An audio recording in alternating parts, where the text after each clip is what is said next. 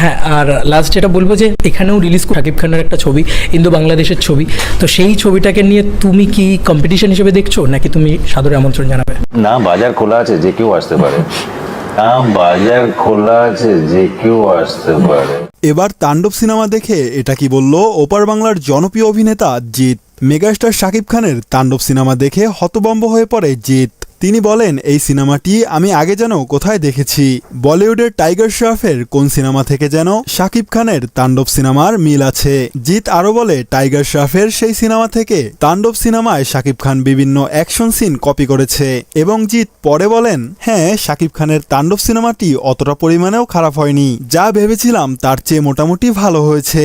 এরপরে সাংবাদিকরা জিৎকে প্রশ্ন করে, আপনি কি তাণ্ডব সিনেমা দেখেছেন? তখন জিৎ বলে, না, আমি এখনো সিনেমাটি দেখিনি, কিন্তু আমার কাছের মানুষদের থেকে শুনেছি তাণ্ডব সিনেমাটি মোটামুটি ভালো হয়েছে। মানে কত তাড়াতাড়ি সেটার উত্তর আমি আশা করি দিতে পারতাম, কিন্তু একটু আগে তো শুনলে যে হবে নিশ্চয়ই হবে। সো গাইস, আপনার কাছে কি মনে হয়, তাণ্ডব সিনেমাটি আসলেই মোটামুটি ভালো, নাকি জিৎ এখন পর্যন্ত সিনেমাটি দেখেনি তাই সে বুঝতে পারছে না?